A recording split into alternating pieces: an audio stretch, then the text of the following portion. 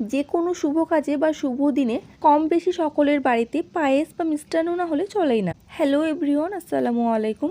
প্রথমে সকলকে জানাই ঈদের অগ্রিম শুভেচ্ছা ও ভালোবাসা। আজকের পর্বে নিয়ে এসেছি ঈদ উপলক্ষে মণিপুরি চালের পায়েস বা কালো চালের পায়েস। এই চালের পায়েস খেতে গোবিন্দভোগ চালের তুলনায় অনেক বেশি মজার, স্বাদে গন্ধে অতুলনীয়। এই চালের কিছু বিশেষত্ব রয়েছে, যেমন এই চাল দেখতে কালো, তবে চাল ধোয়ার পর জল কিন্তু বেগুনি হয়ে যায়, আর পায়েসটাও বেগুনি কালার হয়।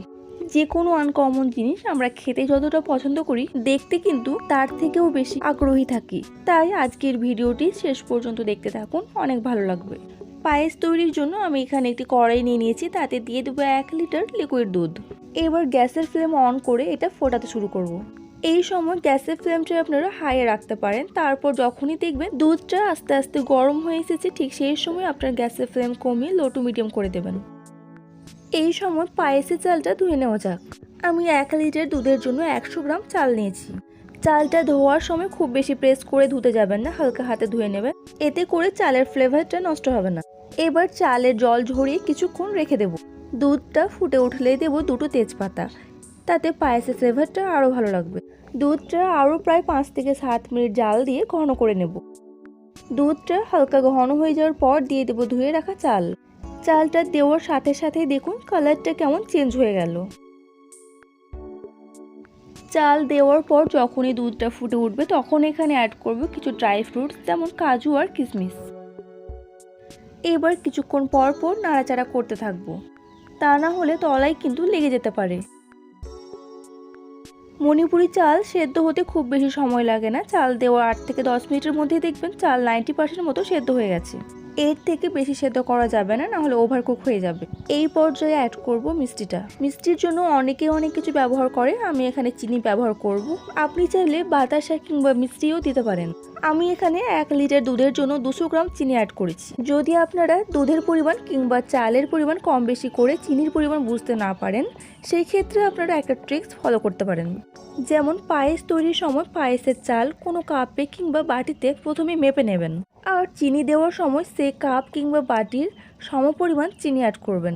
দুধের পরিমাণ কম বেশি যাই হোক না কেন, যদি চালের পরিমাণ 1 কাপ হয় তাহলে চিনিও 1 কাপ পরিমাণ অ্যাড করবেন।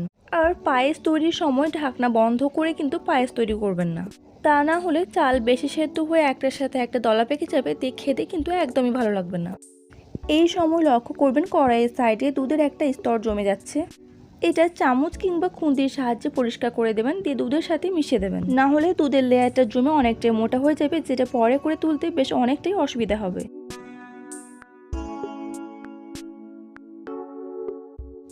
চিনি গলে যাওয়ার পর আরও প্রায় 7 থেকে 8 মিনিট মতো জাল দিলাম, আর পায়েসের চালটাও বেশ ভালো করে সেদ্ধ হয়ে গেছে।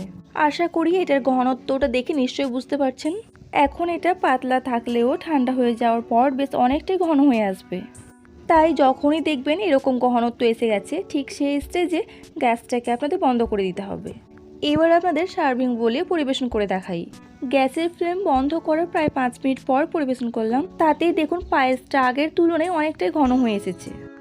ভালোভাবে ঠান্ডা হয়ে যাওয়ার পর আরও বেশি ঘন হবে। মণিপুরি চালের পায়েস দেখতে যতটা লোভনীয়, স্বাদে গন্ধে গোবিন্দভোগ চালের তুলনায় একদম অসাধারণ। আশা করি রেসিপিটি আপনাদের নিশ্চয়ই ভালো লেগেছে। ভালো লাগলে অবশ্যই কমেন্টে জানাবেন। সাথে ভিডিওতে একটি লাইক শেয়ার করে সাথে চ্যানেলটি সাবস্ক্রাইব করে নিয়মিত চ্যানেলের সাথে থাকবেন।